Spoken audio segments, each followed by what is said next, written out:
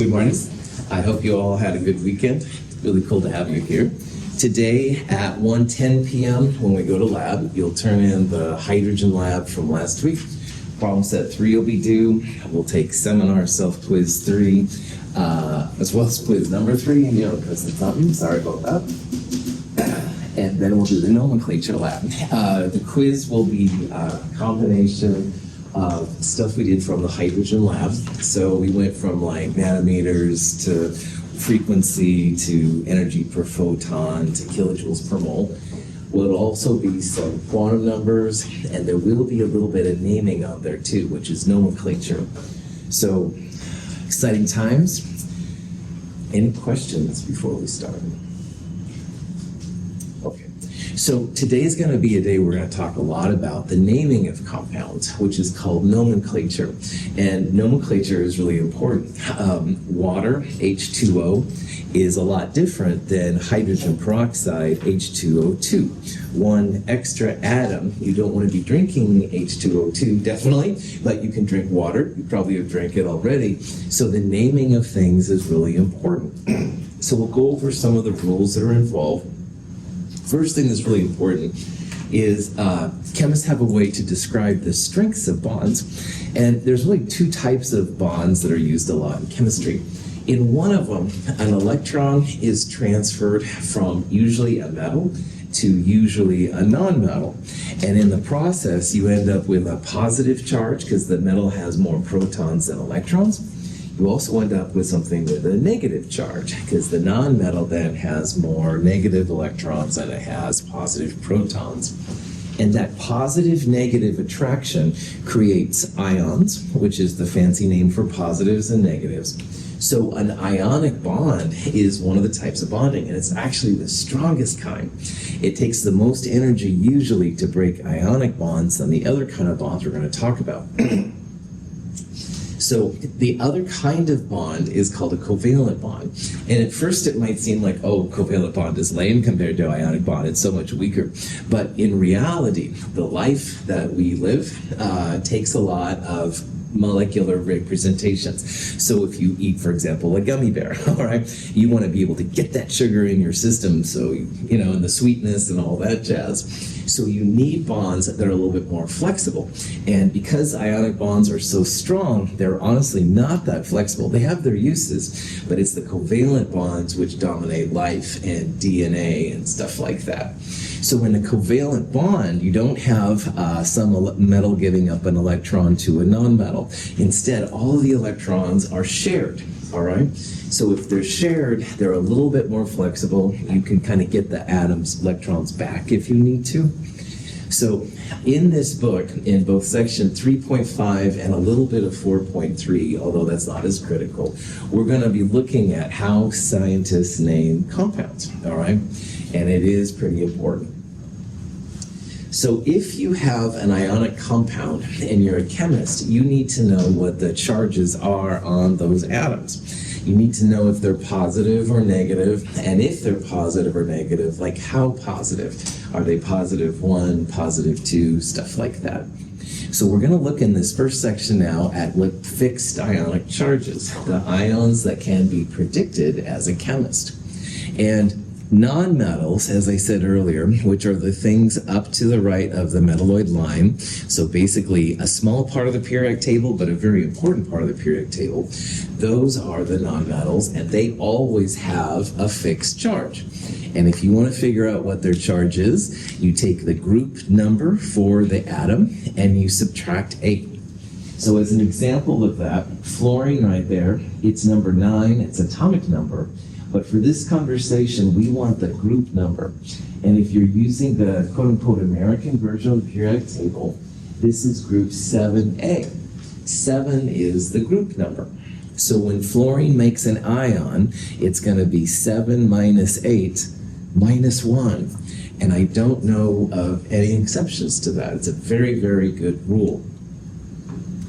Chlorine, right below it, all right, is also group 7. And again, anything in group 7 is going to be 7 minus 8, as long as it's a non-metal, which it should be, 7 minus 8 Cl minus 1. Now, if you go over one group to oxygen, oxygen is group 6A. It's the 6 we're after here. 6 minus 8 minus 2. All right? And what's also cool is that everything in that column that's a non-metal, which is almost all of them, always going to be minus 2. So sulfur will be minus 2. Selenium is minus 2. All of them are in group 6A. And if you go over one more column, phosphorus in group 5A, 5 minus 8, phosphorus is going to be a minus 3 charge. Now notice what I did with the names here. I changed chlorine to chloride, and oxygen to oxide, and phosphorus to phosphide. So if you hear that IDE ending, that means that you have a negative anion, a negative ion running around. And that'll be important, as we'll see, for reactivity and stuff like that. Questions? Okay. Go ahead. So these are specifically groups of elements? These are for non-metals. Non-metals. So only the things up and to the right of the metalloid line. Yeah, that's a good distinction. But Brian's already biting the bit. I dig it. What about the other elements on the periodic table? Excellent question. All the other elements outside of that up and to the right are the metals. And some metals are known, and some metals are not known. We'll talk about those in a little bit. So for the metals that are known, the metals where I can say, yes, this is always this, and this is always that. Group 1A, Group 2A, and the stairs down here are the fixed charge metals. Now, all the nonmetals, group number minus 8, but the metals, to know the metals, anything in group 1A, the alkali metals, and anything in group 2A, the alkaline earths, those always have fixed charges. So sodium is always +1. It's literally equal to the group number. And if sodium's +1, that means that lithium is +1 and potassium's +1 because they're all group 1A.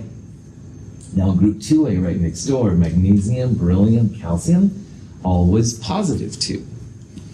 So while we know all the nonmetals, everything in the upper right, for the metals, at least these two columns we know always +1, always +2. And then there's these strange stairs right here. Now on the periodic table, aluminum is number 13. And if you go aluminum, gallium, indium, that's one of the stair steps.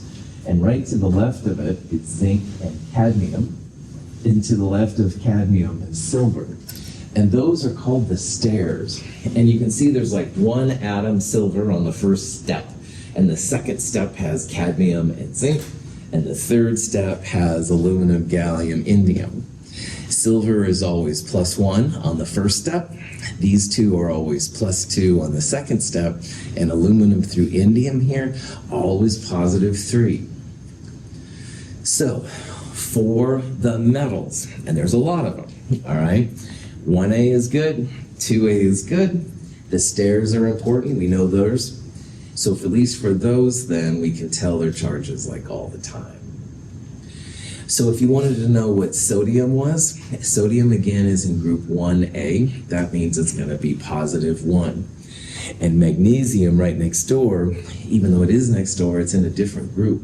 It's going to lose 2 electrons to become magnesium 2+ ion.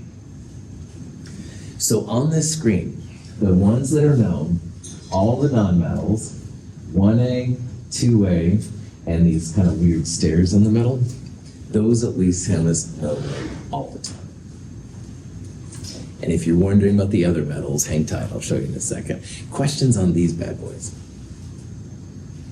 All right. Here's a question, that's right. The probable charge, if I asked you on a barium ion, all right, well, barium is not one we've mentioned so far, so you have to find it on the periodic table. Barium's number 56. But it's not the 56 we want, and it's not the 137 number. What we need for this one is the group number, all right? And barium is in group 2A, 2 being the operative word. Barium should be barium +2. So D would be the right one. It's not 2 barium ions, it's not -2 or -1, stuff like that. So All right. Now, some of my favorite atoms are not in 1A, 2A, the stairs, or nonmetals. So, for example, chromium and stuff like that are some of my favorite, molybdenum. So for all the other metals, the trouble is they don't have just one charge, all right? So while sodium is always +1, titanium, as an example, can be +2, +4, sometimes +3. And all of the metals that aren't in 1A, 2A, and the stairs follow this pattern. So if you just said you had like some chromium ion, I have a PhD and I would know what it was. Okay, there's like no way to know what it is if you just say chromium. So what chemists do then is they'll use Roman numerals to tell the other chemists what the charge is on the metal. So you could have some chromium 3, and that would be a +3 chromium. You could also have some chromium 6, that would be chromium +6. And you will see different variations for all the metals that aren't 1A, 2A, and the stairs. So as some examples of this, iron +2 and iron +3 are very common. You would write them as iron Roman numeral 2 and iron Roman numeral 3. And if you've seen in other classes the ferric and ferrous stuff, don't use them. That's old school. We're not going there. Ferrous and ferric should not be even taught anymore, but you still see them sometimes. That's okay. Just use the Roman numerals and stuff. We'll be good to go. Between the variable charge metals, is there kind of a ceiling that some of them hit for charge? Yeah. We'll see a little bit of this coming up. The B's up here kind of represent the maximum positive charge they can be. So for example, there is a nickel +8, all right? It's rare, but it is something that's possible. We'll talk about that more in Chem 223. For right now, just as long as you have the charge on the atom, like if you see it, or the Roman numeral, you'll be able to get it, no problem. Good. Other questions? Prof Adolf, you can mess with AI sometimes by putting in, for example, nickel 9 chloride, because there shouldn't be a nickel 9, as I just told him. There should be only nickel 8. But anyway, just messing with AI 101. All right, Prof back on. Okay, so iron +2, iron +3, iron Roman numeral 2, iron Roman numeral 3. Notice the parentheses around them. Pretty chill. Don't you dare use ferrous and ferric. Uranium's another random one. Uranium 4. All the lanthanides and actinides do this. Lead has many different colors, if you will, to it. And the reactivities can be quite different. All right, so just let me know. Questions? All right. In addition to the atoms taking a charge, there are what they call polyatomic ions. And a polyatomic ion, poly means many atoms with a charge, an ion, all right? And these things pop up once in a while. So as an example of this, one of the most common of all the polyatomic ions is nitrate.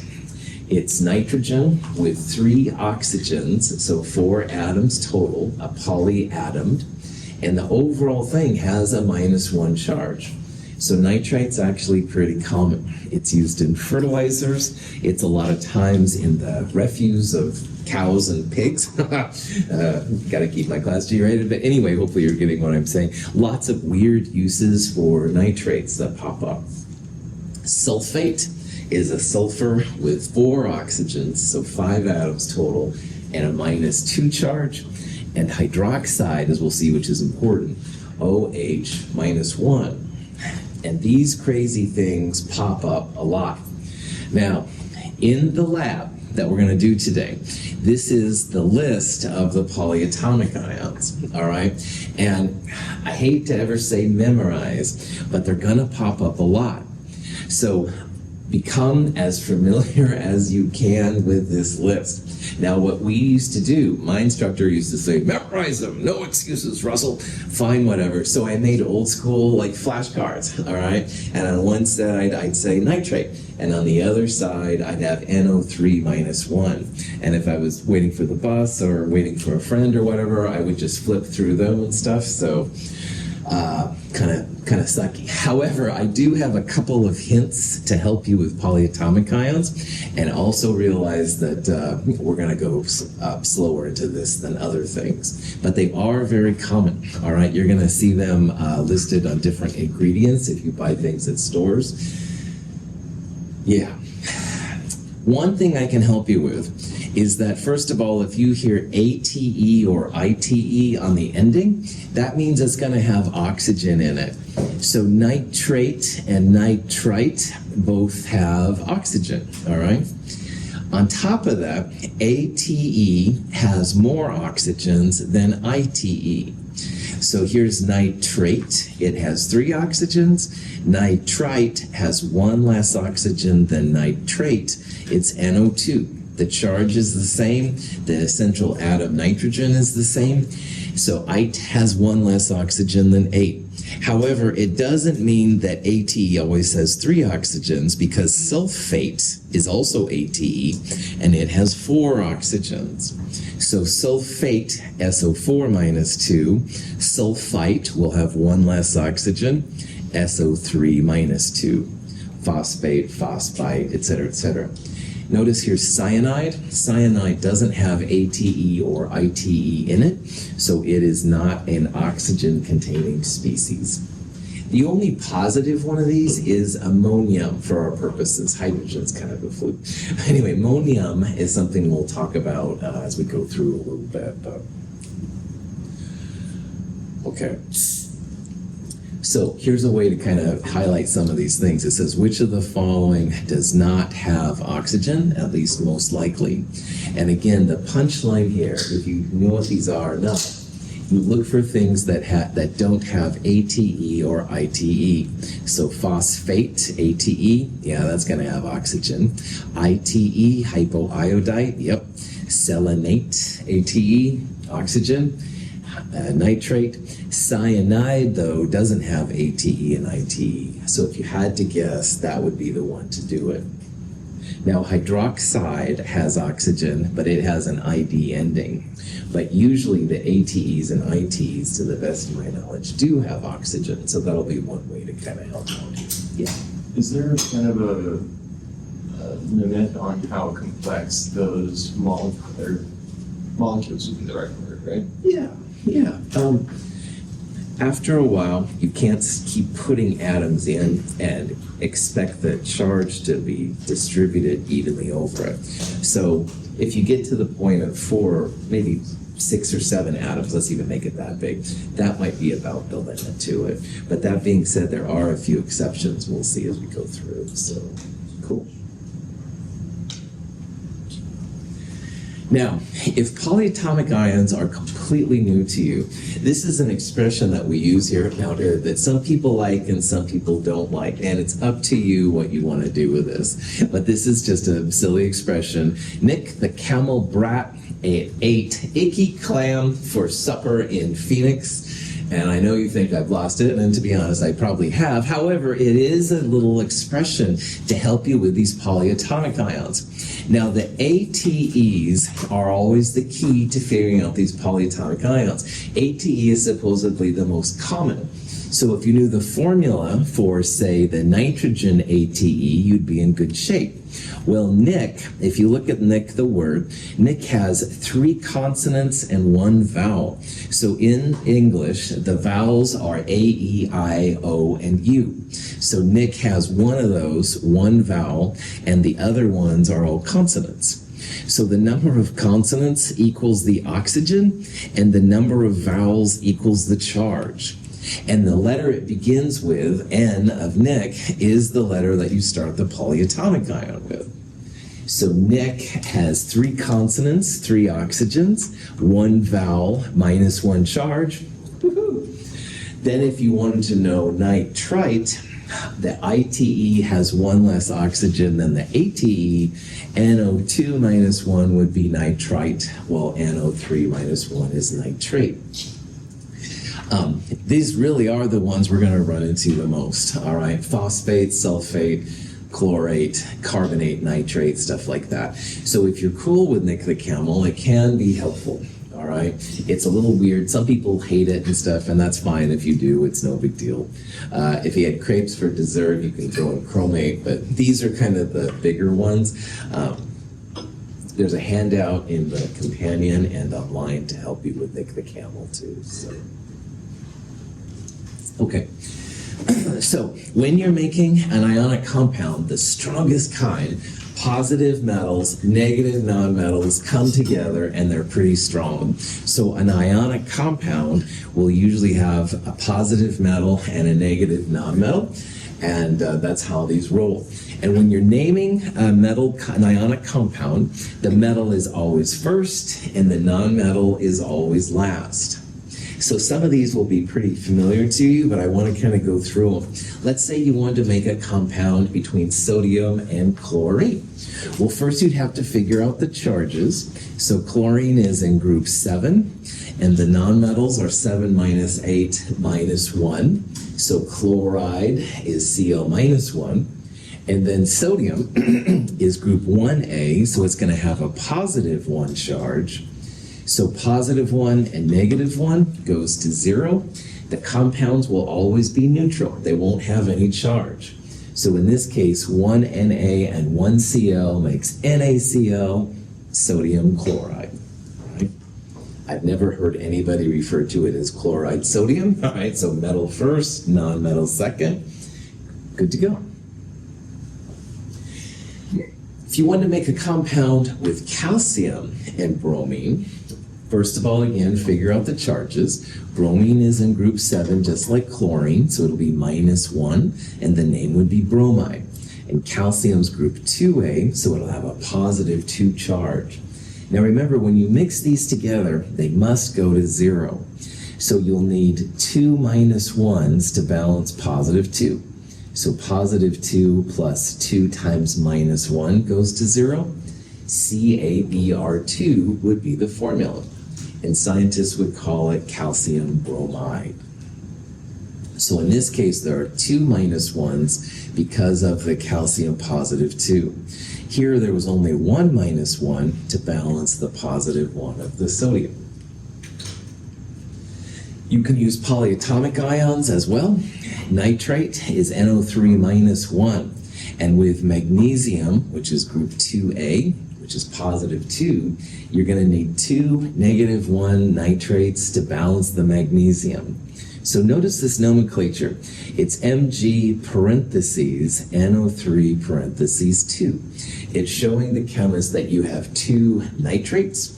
That's the one time and the only time you should use parentheses when you're naming these compounds or finding the formulas. You don't use them up here, like it's not Ca parentheses Br parentheses 2. That would be unnecessary. But if there's more than one polyatomic ion, throw the parentheses around it. Here's another one with only a single positive one. This is potassium and nitrate. They come together to just make KNO3. So again, only use parentheses if there's more than one polyatomic. And if you know that nitrate's minus 1, you can see then the potassium's plus 1. Cool. Any questions on this? Okay.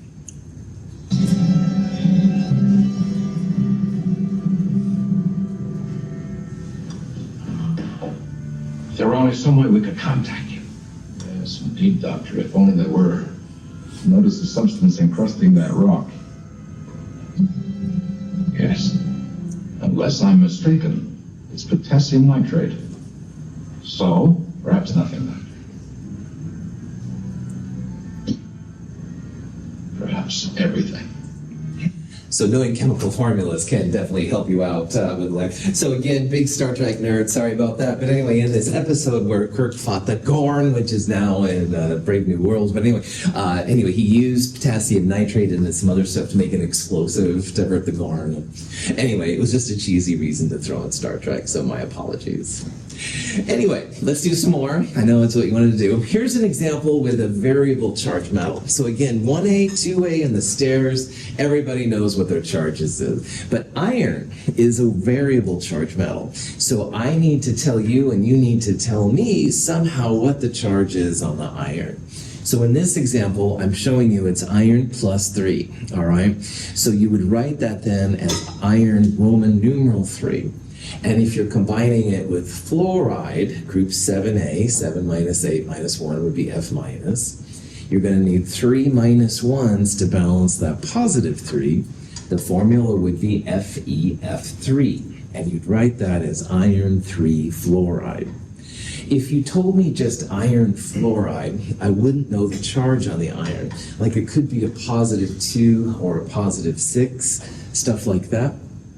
So you've got to include the Roman numeral, or you can figure out from the formula that it's iron plus 3. Okay. Here's another example. This is oxygen combined with one of the stairs. The stairs, again, are aluminum, gallium, and indium. That's the third step. Zinc and cadmium are the second step, and silver is the first step. So aluminum is a positive 3, oxygen's minus 2. When you combine them over, you need 2 positive 3s and minus 2. Al2O3 would be aluminum oxide. And note that we don't have a Roman numeral here because aluminum's one of the fixed charges. Now, I'm going to share with you, besides my AI comment earlier, I want to share with you something that will help if you're having problems thinking how these atoms come together. Now, the ultimate way to do a positive 3 and a negative 6, or negative 2, excuse me, is you'd find a common denominator between 3 and 2. And so that usually means just multiply them together. 3 times 2 is 6. So 6 divided by 3 means you need 2 aluminums, and 6 divided by the 2 means you need 3 oxygens. All right? I'll refer to this as the common denominator, and it works all the time. However, there's even another way, and I probably shouldn't be teaching you this because it's not 100% of the time it works, but more than 90% of the time. Crossover is a method also that's used to find the ions. So for example, the 3 on the aluminum equals the 3 on the oxygen. And the 2 on the oxygen here, if you cross it over to the other atom, gives you 2 on the aluminum. So if you have to, all right, crossover works more than 90% of the time, but it's not 100%, I warn you. My common denominator, all the time, all right? But people don't like thinking about common denominators sometimes, so all of my secrets are yours. Find the one that works best for you. Question? Okay. Manganese 4 would be a Mn plus 4.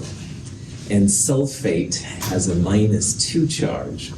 So when you combine them together, you're going to need 2 times 2 minus 4, 2 sulfates to balance that positive 4. It's going to be Mn parentheses SO4 parentheses 2. And you would refer to that then as manganese 4 sulfate. There is a manganese 2 sulfate as an example.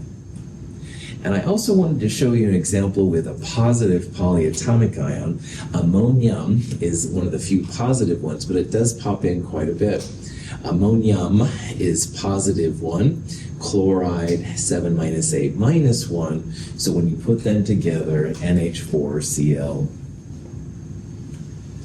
Good to go. Any questions?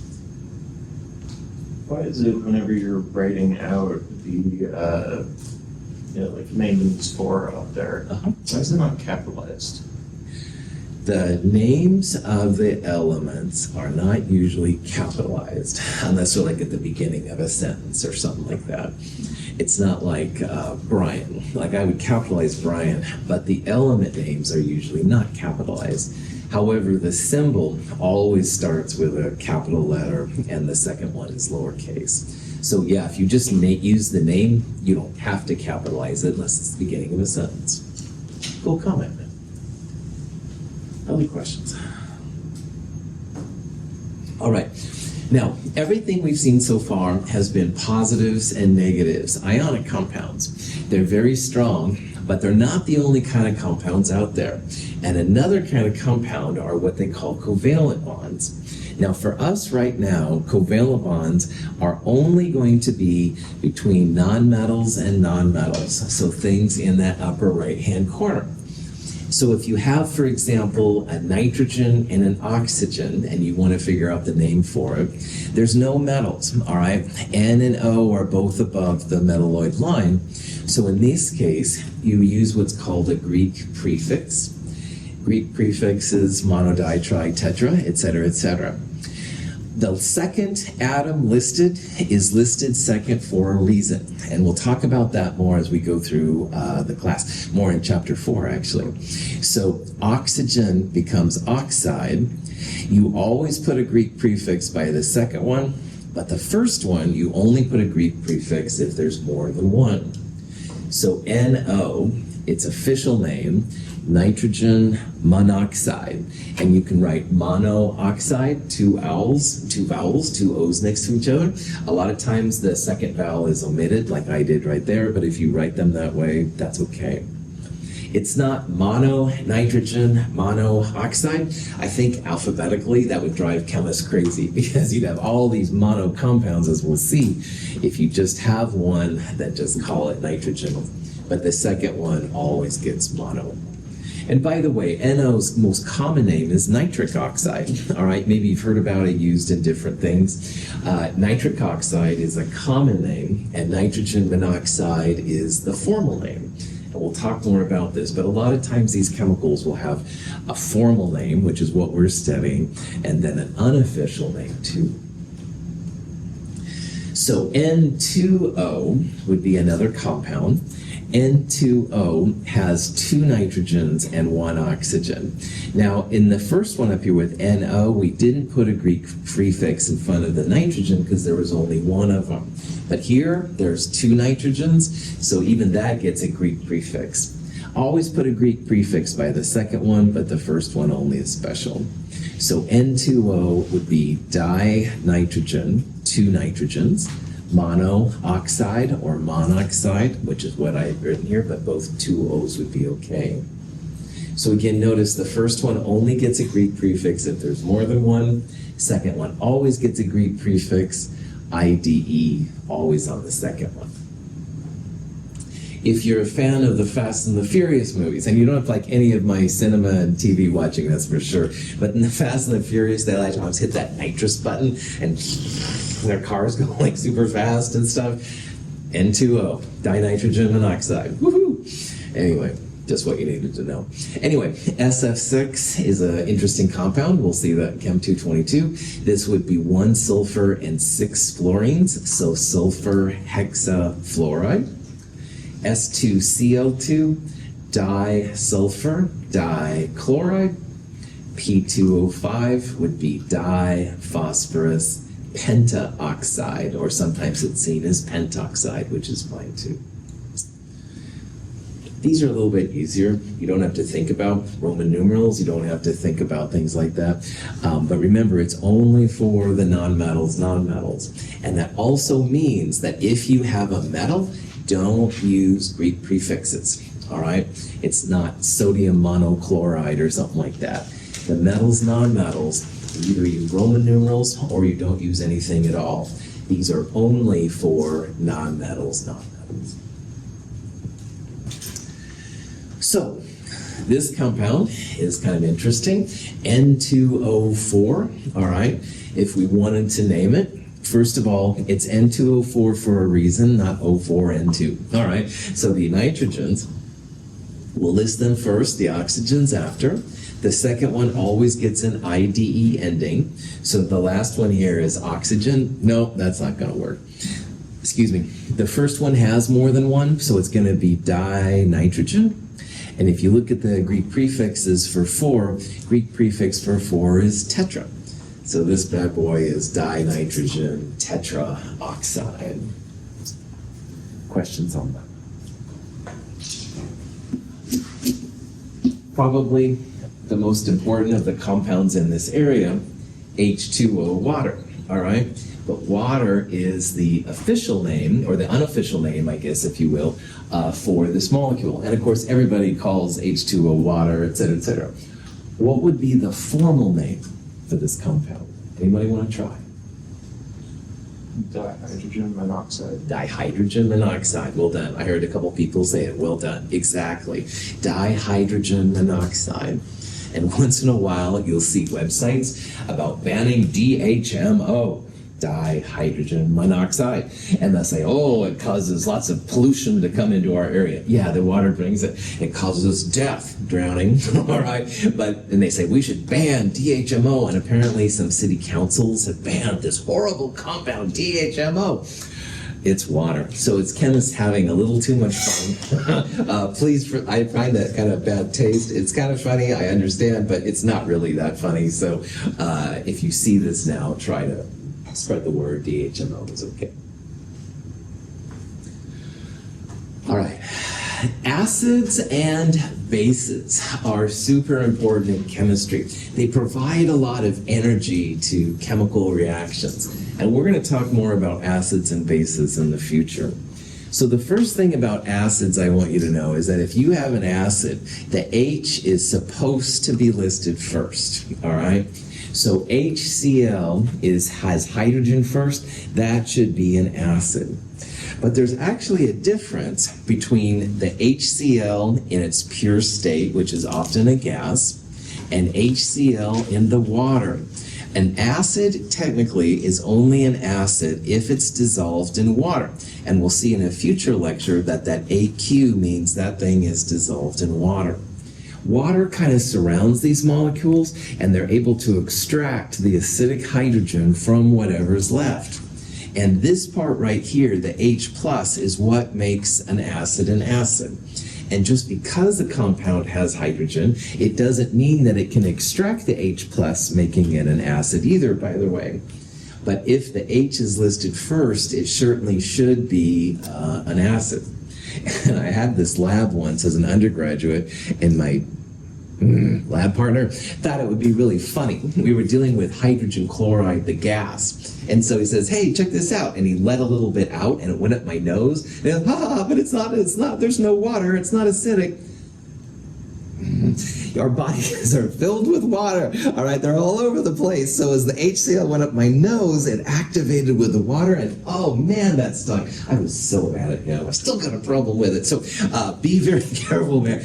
Technically, he was right. HCl by itself should be okay. But our bodies are covered in water, hands and stuff like that. So if you put the gas on your hands, the water in your hands would activate it, making it acid. So be very careful and pick good lab partners. But anyway, all of these are some of the acids. And again, notice how they all have H listed first. Technically, they're not acidic until the AQ goes on them. That means dissolved in water. But we'll talk about all that later.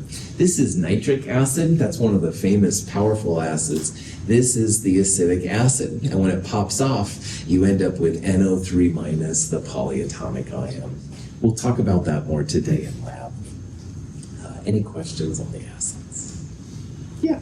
Okay, so when we're naming them, we put the like what matter or what form of matter it's in, so we know if it's an acid or A gas. Yeah, technically, like if it said, like if you had the gas form, Anastasia, then yeah, it would be like hydrogen fluoride or hydrogen bromide, all right? And if you had it in water, which is, by the way, a lot more common, then it would be hydrofluoric or hydrobromic acid, that's right.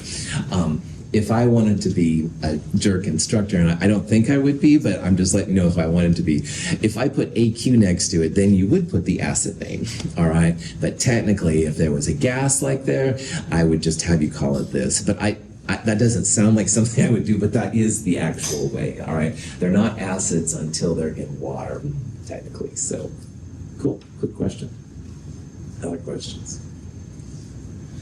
Okay, acids are important because they give a lot of energy to chemists' reactions. However, there's another kind of compound which isn't as common and well known as acids, but they're equally important, and they're called bases. And a base is a metal hydroxide. Now, a hydroxide is one of the polyatomic ions. It's OH minus. It's an important one to know. Might see it today. OH minus and nitrate and phosphate are important polyatomic ions. In this case, we have sodium hydroxide. Sodium is a metal. The metal is with a hydroxide. And once again, in water, that's when all the action happens. So NaOH in water breaks up to sodium ions, which aren't as exciting. But it's this part, the hydroxide, that makes the bases really interesting. Anytime you have a metal with a hydroxide, an OH, here's like calcium with two of them, etc., all of these are potential bases. If you've ever used Drano on a sink at your house or something like that, that's basically pure sodium hydroxide, especially if you have little pellets and stuff. And they're very, very powerful. Some compounds have OH in them, but they're not acidic. So, for example, after learning all of these names, you probably want to go have a drink. I'm sorry, just say no, kids, and only if you're 21 and over, 19 in Canada. Anyway, drinking alcohol, this is where the joke comes in. Drinking alcohol, ethanol, is C2H5OH. So here's an OH, but C2H5, they're a bunch of nonmetals, all right? No potassiums, no calciums, chromium, stuff like that. So drinking alcohol is not a base, all right, which is good for people that drink alcohol, because if you drank any of these, it would be really, really bad news. Acids and bases are kind of opposites each other. We're going to see. In Far Eastern culture, if you've ever seen the yin-yang symbol, it's like a circle, kind of half white, half black, and in the middle of the black, there's a small white circle. In the middle of the black, there's a white. Anyway, if you've ever seen that, that's an excellent analogy for acids and bases, and we'll talk more about that later. But the important part right now is that a lot of energy you can get from acids and bases in your reaction. And second of all, bases are only hydroxides with metals, all right? If you see an OH with something organic, it's probably not going to be a base. Yeah. So the reason that bases and acids kind of counteract each other is because when they're dissolved in water and mixed, they create H2O. Yes, well done. That's right. The hydroxide of the base and the H plus of the acid make water. And just making water, it creates a lot of energy. And that's where you can use it then to make your other reactions go. Excellent observation. Other questions? Hydrated compound, copper sulfate pentahydrate, is heated. The water molecules associated with the ionic solid are driven off, leaving copper sulfate with no associated waters. This compound is called anhydrous copper sulfate. I believe it's week 8. We're going to do a lab. We're going to use what's called a hydrated compound. And a hydrated compound looks something like this. It's some kind of ionic compound. So this is copper 2 sulfate. But it has a dot, so many waters with it. And these are called hydrated compounds. Hydrated compounds have really nice colors usually associated with it. So when the waters attach themselves to the copper 2 sulfate, it made kind of the blue compound right there. If you heat this up, though, those waters aren't held super tight. So you can actually evaporate the water, and you end up with what's called the anhydrous version, or the dry version of the compound. And those are usually more like a white color. So a hydrated compound is just something you see once in a while. It's only for ionic compounds, and if you need to name them, it's not too bad. So if you have to name something like CuSO4.5H2O, the CuSO4 by itself is copper 2 sulfate. Sulfate is SO4 minus 2. It's one of the polyatomic ions. Copper is positive 2 to balance that out. Copper, though, we don't know what the charge is all the time, hence the Roman numeral. But in this problem, there are 5 waters next to it. So if you know the first part's copper 2 sulfate, you'd say then the last part would be pentahydrate. The Greek prefix for 5 is penta. Hydrate tells the chemist that you have a hydrated compound. This next compound is similar. It's magnesium sulfate. Magnesium, all the chemists know that it's positive 2. It's group 2A, so we don't need the Roman numeral. Magnesium sulfate. And because there's 7 waters, 7 is hepta. This would be magnesium sulfate heptahydrate. And there are several examples of this. This is nickel 2 chloride hexahydrate, because there's 6 waters. And if you have a hydrated compound and you evaporate the water, it's called an anhydrous compound. And anhydrous just means without water. So if you have a hydrated compound and you heat it up and it doesn't have the same nice color, then it's referred to as the anhydrous thing. If you've ever had electronics mailed to you and it's something kind of delicate that's very sensitive to water, a lot of times they'll put a hydrated compound in and it says, if this compound is blue, then, return to sender. Because if it's blue, that means it absorbs some water. Usually these things are almost pale without the water. So if they have the color, then water has gotten into your system. So, all right. So, a lot of different compounds, a lot of different names, but I want to kind of backtrack and just say why it's so important. And this is actually an old poem I found. I couldn't believe it. But anyway, in this very old poem, Auntie Jane fed baby Nell what she thought was calomel. What the baby really ate, corrosive sublimate. Not much difference, I confess, just 1 chlorine more and 1 baby less. And here's the thing about this. Calomel is mercury with 1 chlorine, all right? And apparently this has been used for a long time for dysentery, things like that when the babies are born, and I guess that's okay. On the other hand, if you accidentally add HgCl2, 1 extra chlorine, this is toxic, very, very deadly. Don't want to mess with anything mercury 2 if you can help it. So again, the importance here of the formula should not be understated. There's lots of examples of this. If you want another example of how important formulas are, Girl, Brenda song, we're doing our thing, yeah! Brought to you by H2O, baby! The coolest drink on the planet! Woo! Fuck H2O! What about H2O2? The sequel to water! If you thought the original was great, wait till you get the molecular sequel! So anyway, in this one he was drinking the sequel to water, and Paris improved H2O2. It does look just like water. All right, so here's one more. Let's keep going. This is why this one is so bad right here. So these are 2 chemists in the bar. It says, can I take your order? I'm a chemist, so I'll just have some H2O. And then this person goes, LOL, I'll have some H2O2. H2O2, mind you. So here you are, thanks. And they both drink it down. This person, as you can see, dies, and they say, idiot. Well, here's the punchline. It's not really that funny, I guess, but H2O number 2 would be H2, 2 hydrogens, 2 oxygens. That's hydrogen peroxide. Looks just like water. All right, no question, but a lot different. You put H2O2 on cuts and stuff like that to make your burns better and stuff like that. You don't want to be drinking the sequel to water, needless to say. So anyway, all right. Well, Star Trek and this show, I can't believe it. Any questions on? All right. So that's really it now for Chapter 3. I think this is a good place to stop. I've filled your brains up. We're going to do a lot with the nomenclature lab today in lab. We'll talk about it during the recitation and stuff too. Thank you for being here. See you all at 1:10. Have a great day.